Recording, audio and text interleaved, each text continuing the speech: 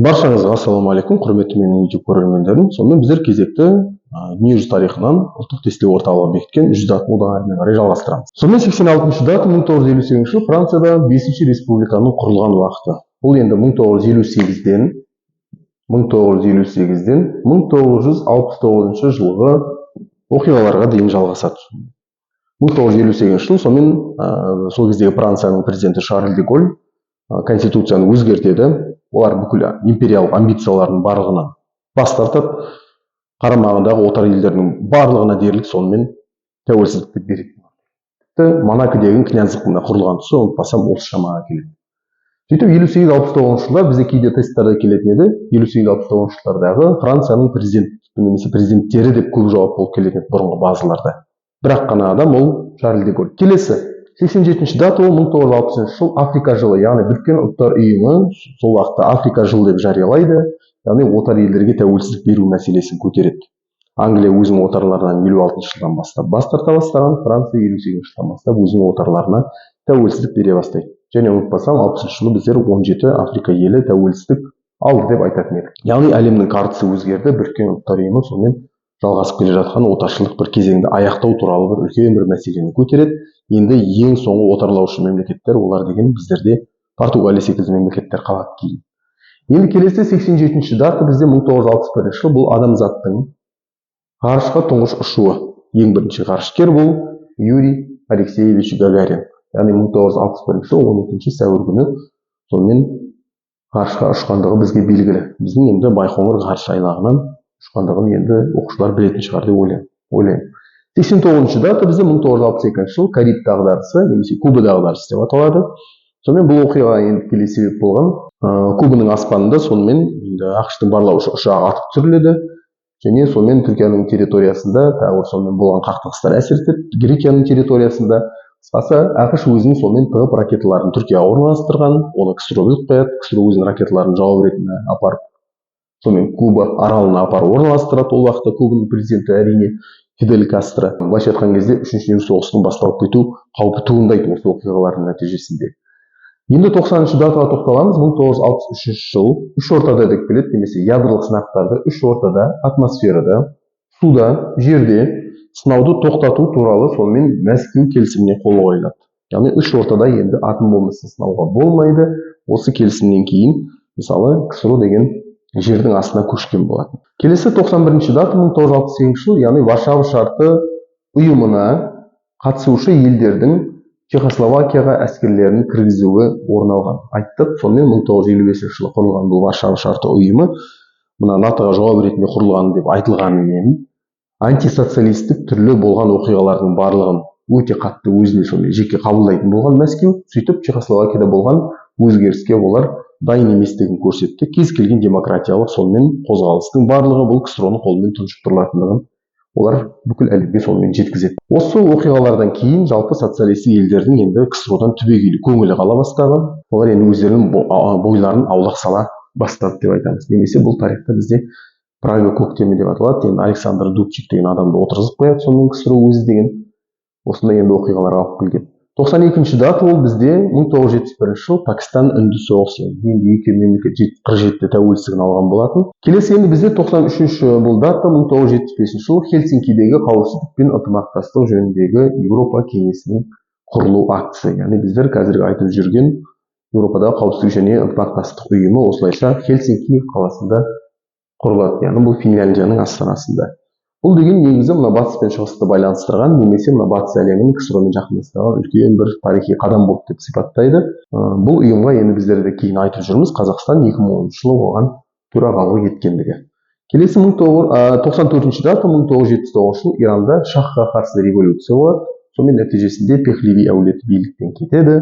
Оның орнына Францияда мына қашып жүрген сонымен Аятолла Хамини деген сонымен кісі билікке келеді осылайша. Бұл енді радикалды бағыттағы сонымен шииттердің билігі осылайша орнаған. Бұлар енді үлкен сонымен былайша айтқан кезде шахтың режимі құлағаннан кейін Иран деген санкциялардың астында қалады. Кейін революциялық оқиғалардан кейін ақш бастаған батыс елдерінің көбі оларға сонымен санкциялардың пакет-пакетін салып тастайды.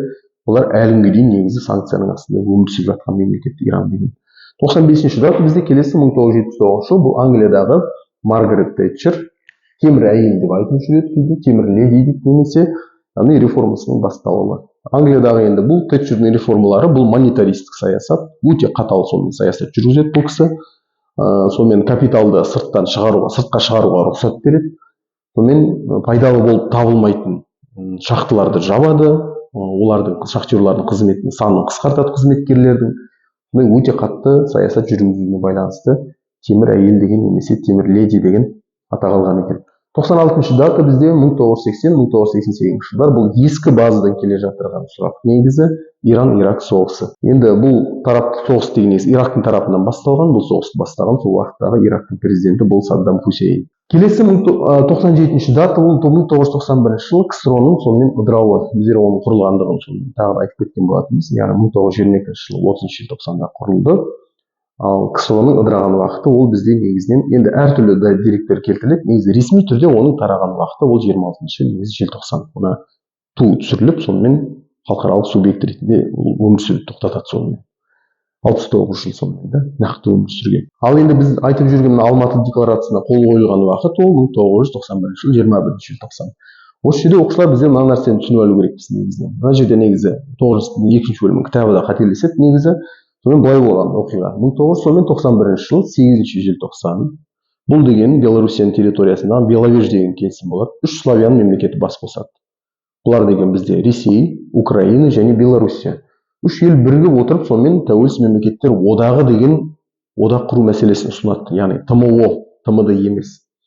Одан кейін барып 13 желтоқсан күні Ашхабадта сонымен Орта Азия мемлекеттері плюс Қазақстан Ашхабад қаласында бас қосады. 13 желтоқсан күні. Кейін осы шешімдердің барлығы жиналып келіп 1991 жыл 21 желтоқсанда Алматы декларациясына қол қойылады. Яғни тәуелсіз мемлекеттер достастығы, одақ деген сөзді олар достастық деген сөзге алмастырады. Яғни тәуелсіз мемлекеттер одағы деген одақ деген сөзді алып тастап, достастық деген сөзбен алмастырған. Яғни декларация қабылданды. Бұл ұйымның негізі шындығында енді былайша айтқан кезде бір үлкен бір маңызы жоқ, өлі туылған бір ұйымдардың бірі ретінде айтылады. Себебі бұл ұйымның ішіндегі кейбір мемлекеттердің өздері бір-бірімен соғысып жатқандығы бізге белгілі. Келесі 98-ші дата 1992 жылы Еуропалық одақтың, мінекей Евродақтың құрылуы туралы 1992 жылы Маастрихт деген қалада келісімге қол қойылады. Бұл Нидерландының қаласы ұмытпасам. Осы келісімнен кейін сонымен Еуропалық елдер енді өзара бас қосып, олар енді интеграция жолына түседі осылайша. 99-ші дата 2001 жыл Шанхай ынтымақтастық ұйымын құру туралы мәлімдеме. Оқушылар бұны біздер Шанхай бестігімен шатыстырмаймыз. Шанхай бестігі десе ол бізде 96 жыл 26 сәуір.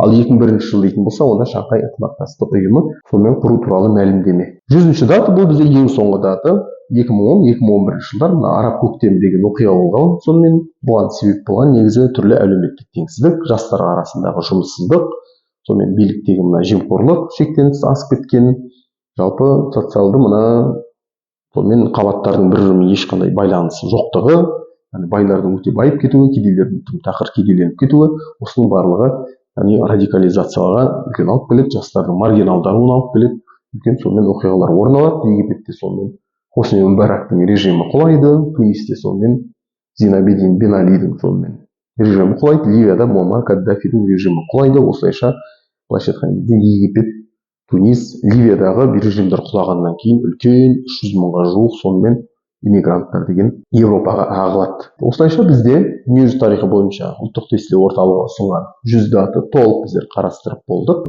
Тыңдағандарыңызға көп рахмет. Сау саламатта болыңыздар.